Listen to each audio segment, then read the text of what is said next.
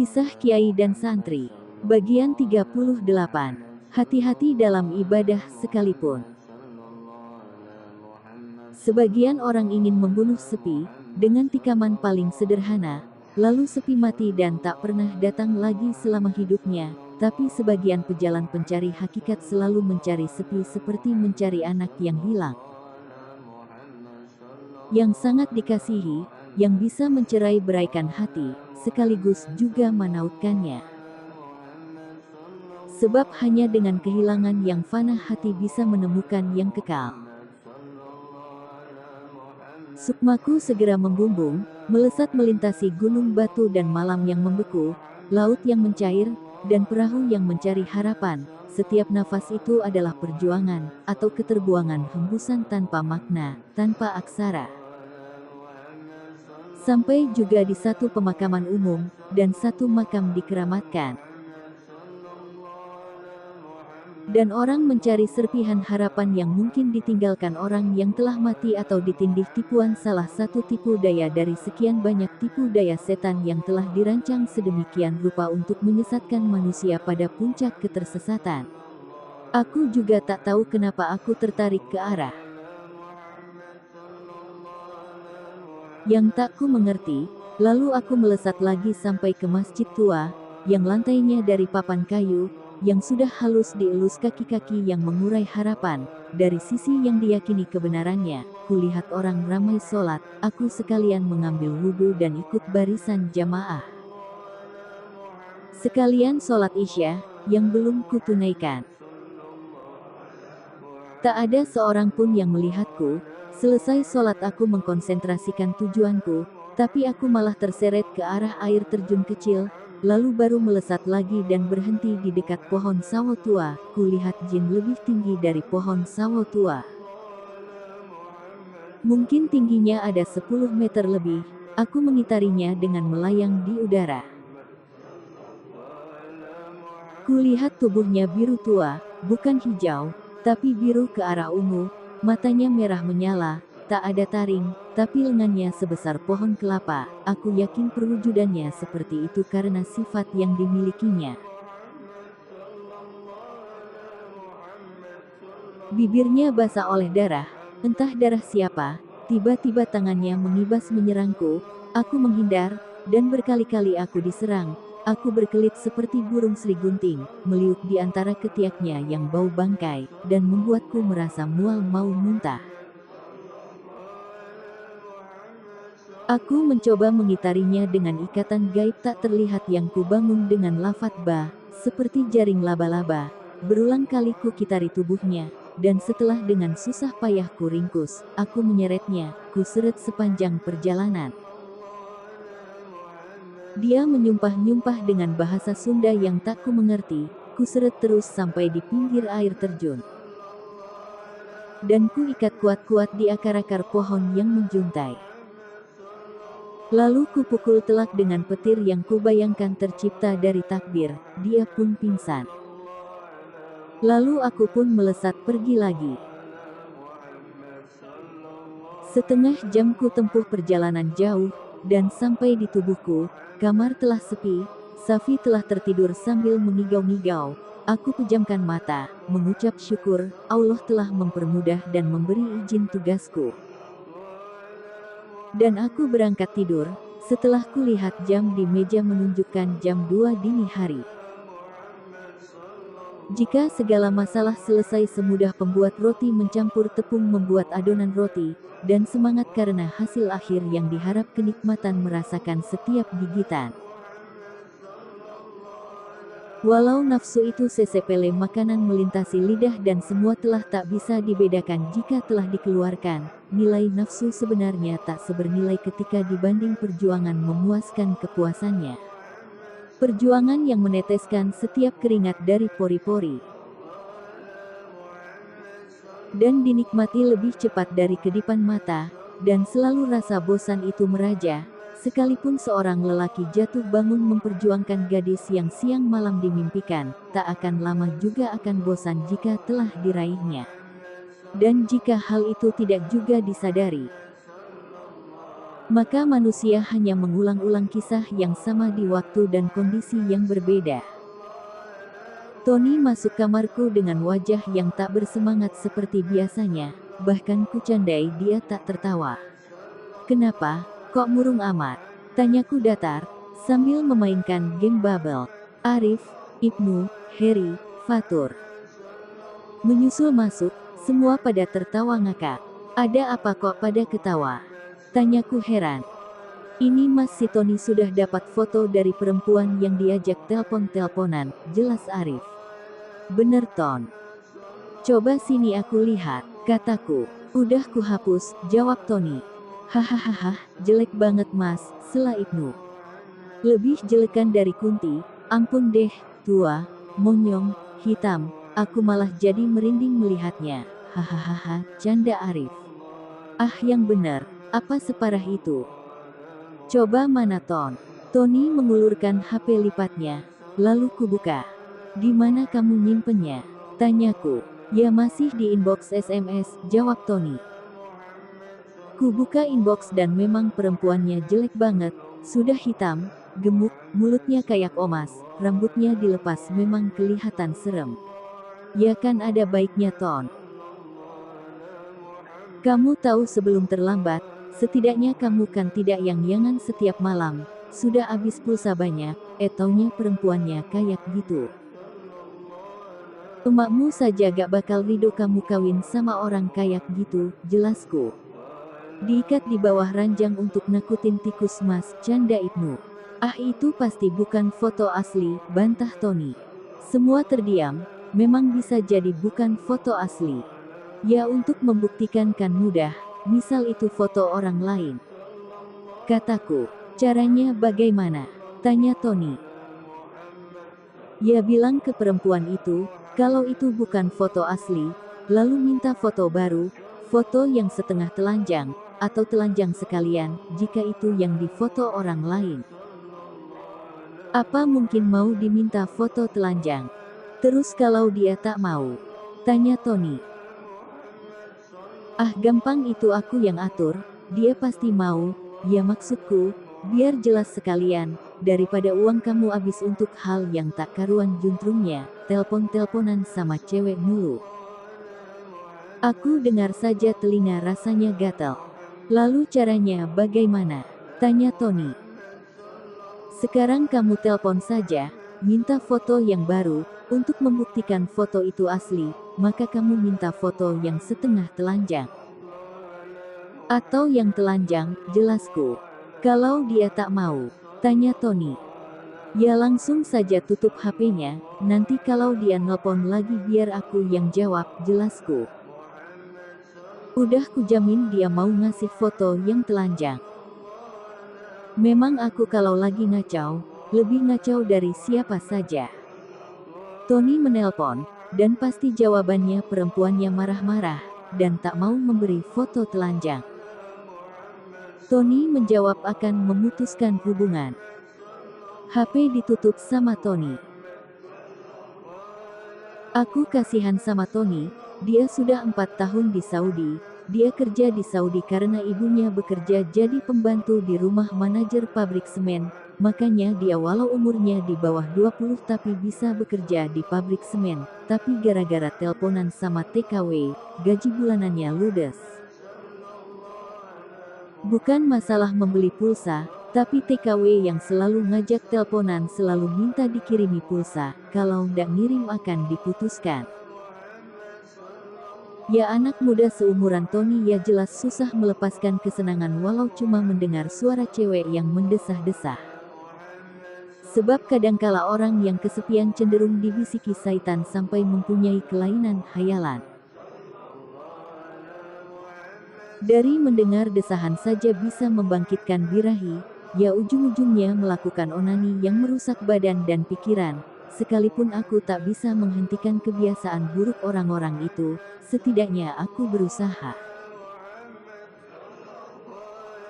Bahkan dari usaha yang buruk sekalipun, jika tidak tercatat sebagai amal baikku di sisi Allah, tak apa-apa. asal teman-temanku bisa utuh uangnya, bisa mengirimkan kepada orang yang lebih berhak, yaitu istri dan anak atau keluarga mereka. Bukan diberikan kepada orang yang bicara di HP yang tak karuan. Lama juga kami menunggu HP Tony bunyi lagi, tak juga bunyi.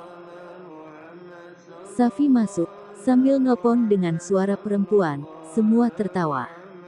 "Vi, udah kasihan, jangan seperti itu, matikan HP-nya," kataku.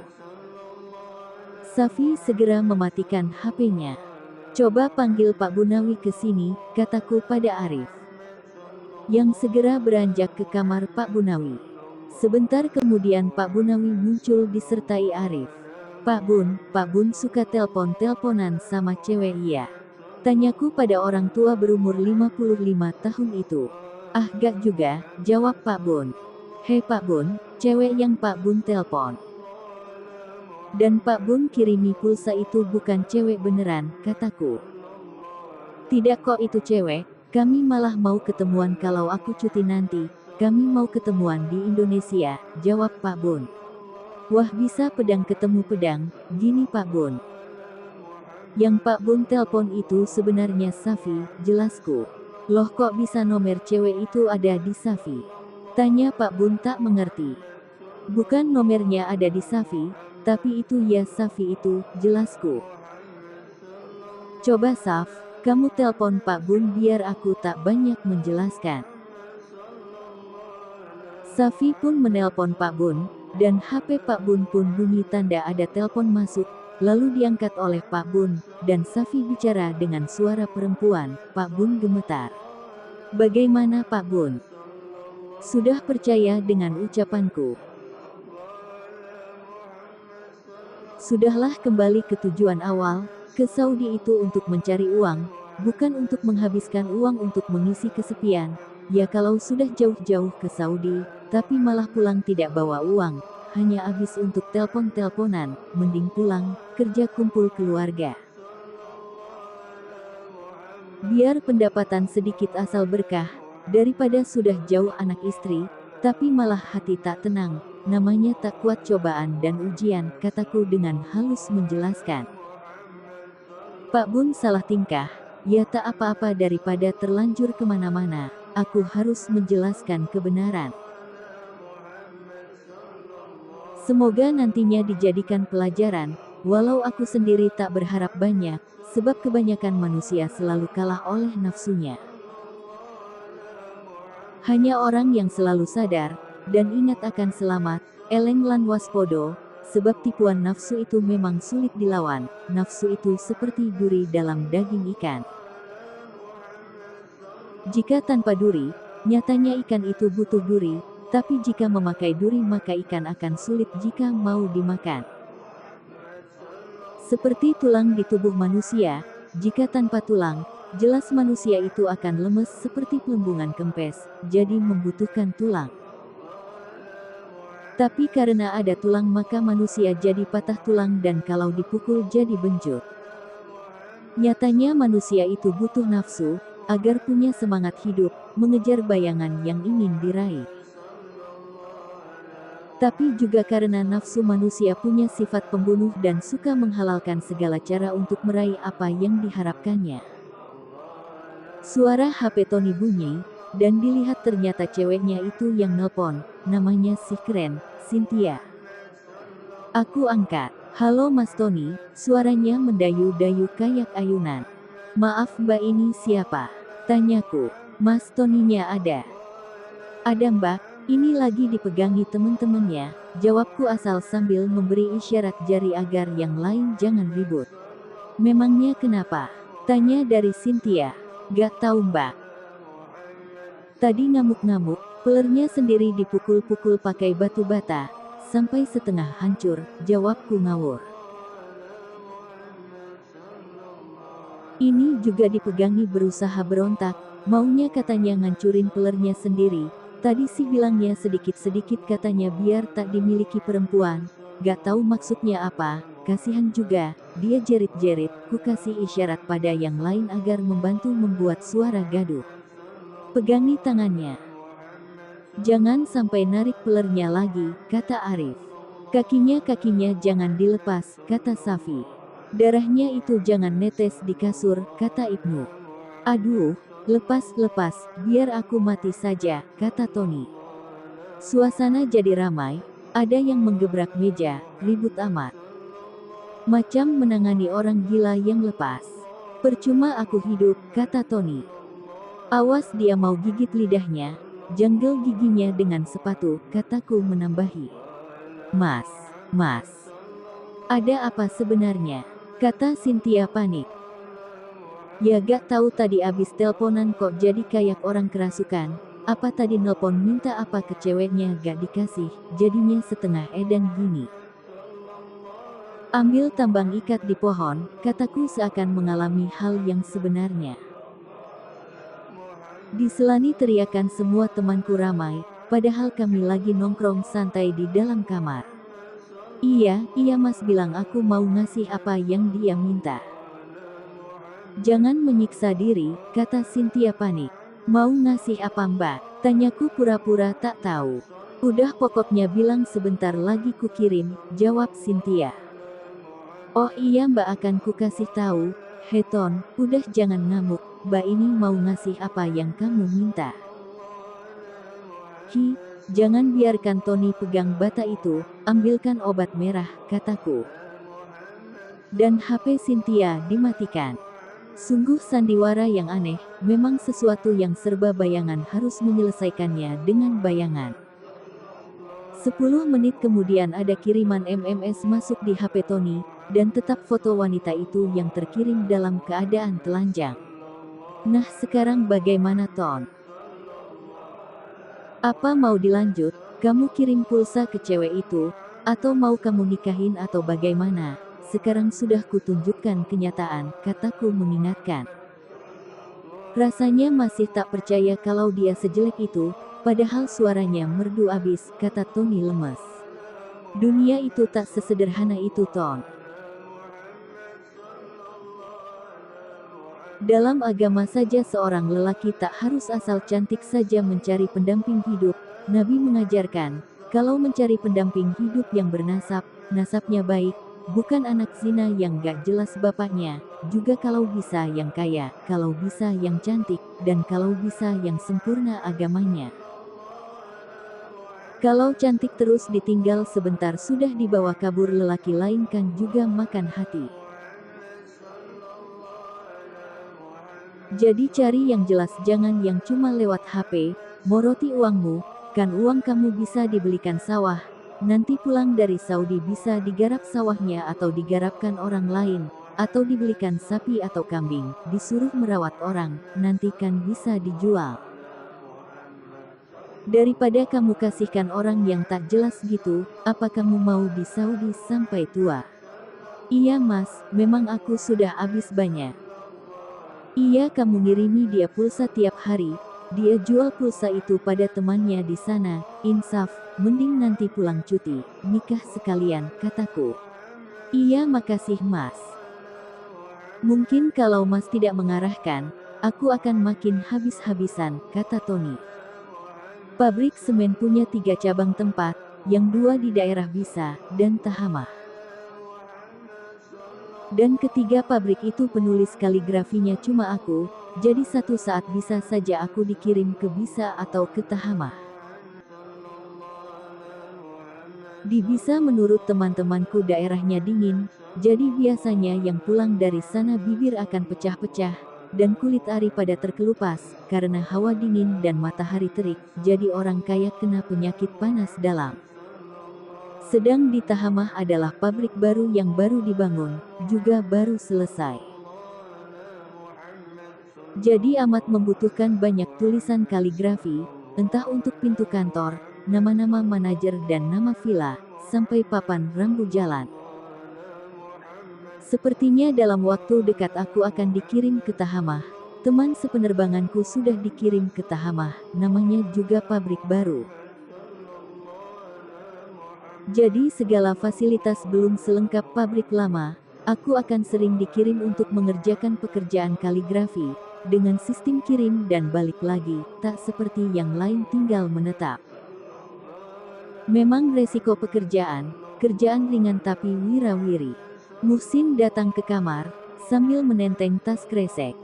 Ini mas, ada titipan dari Mabrur, dia tadi siang main ke tempatku. Dan mengucapkan terima kasih karena masalahnya sudah beres, kata Muhsin. Oh ya, syukur kalau begitu. Saya juga mau mulai puasa mas. Ya bagus, puasa itu untuk tempat lahan ilmu, puasa itu untuk membersihkan tanah hati. Jika mau ditanami ilmu, maka puasa. Seperti tanah mau ditanami padi maka dibersihkan dari rumput dan batu, juga dicangkul, agar didapat kesuburan yang didapat. Biji-biji fadilah dari Allah akan tumbuh dengan subur, lalu disiram, dipupuk dan diistiqomahi dengan zikir. Kapan mulai puasa? Tanyaku kemudian. Baiknya kapan mas? Tanya Muhsin. Kapan saja tak masalah, ingat ikhlaskan dalam menjalankan, jangan punya pamrih apa-apa, jangan punya keinginan pengen bisa sesuatu, laksanakan zikir karena memenuhi perintah Allah wadkurullaha kasiro. Ingatlah Allah sebanyak-banyaknya, banyak menurut Allah tak terbilang menurut manusia, di akhirat saja sehari sama dengan 500 tahun di dunia, dan jangan mengeluh waktu zikir, jangan membuat kalkulasi, zikir segini selesai segini jam, sebab dalam zikir itu tak bisa dikalkulasi. Hitungan penetapan itu hanya agar seseorang itu istiqomah, walau di dalamnya menyimpan banyak rahasia, tapi jangan mengkalkulasi zikir dengan hitungan jam dan ketetapan waktu, sebab Allah sendiri membuat penekanan, wa yarzuqu min haitsu la yahtasib, Allah memberi rizki dalam artian umum.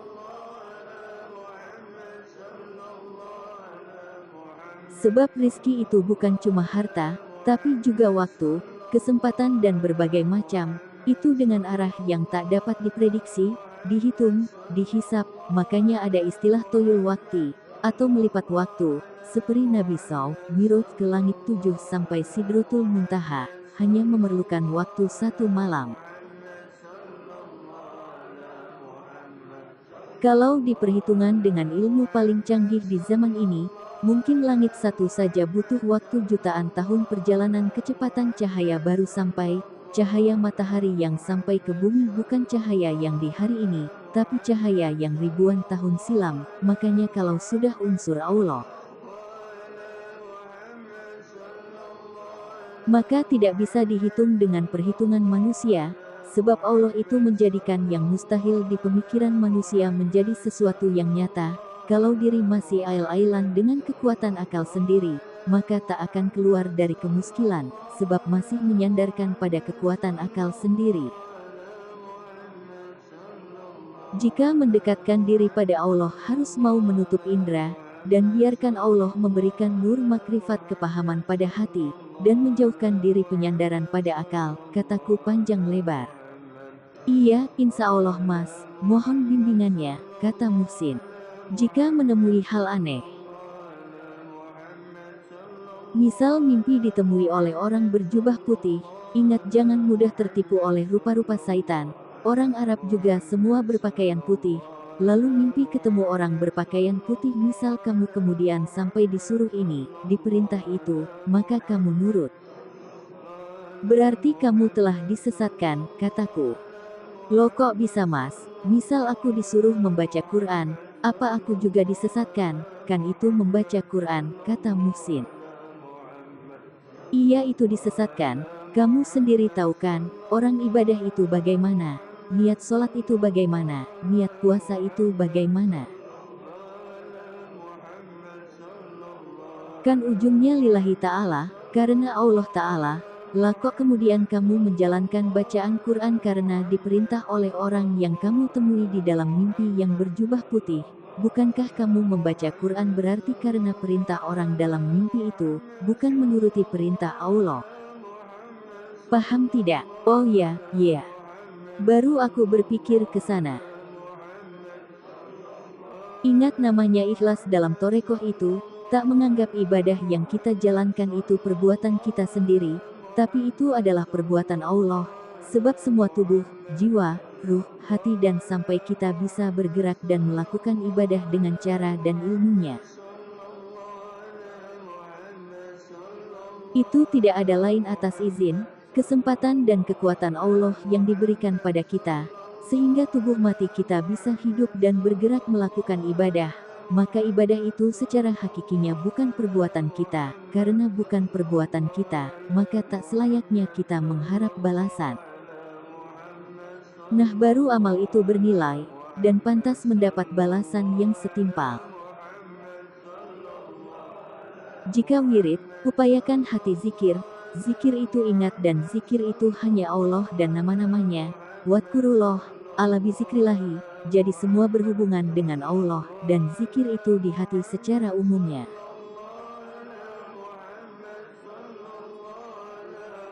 Dan di latifah-latifah secara penempatannya, cukup ketika wirid itu hati menuliskan lafaz Allah, dan memegangnya dan menahannya dalam dada, sampai dada itu terasa pecah dan mengalirkan cahaya ilahiyah, serasa dingin seperti aliran air dari kulkas, mengaliri seluruh urat, dan menenangkan. Menunjukkan hati telah mulai subur, setiap waktu cahaya makrifat itu menyinari hati, tapi jika hati penuh oleh keinginan nafsu, maka cahaya makrifat itu berlalu tanpa efek sama sekali, seperti kita bercermin di kaca, sementara kaca tertutup berbagai macam barang. Itu seperti ketika cahaya makrifat melintas di hati dan hati tertutup berbagai keinginan nafsu, maka ada ilham yang sampai di hati tak terbaca, kataku. Iya mas. Bersambung. Bagian 39.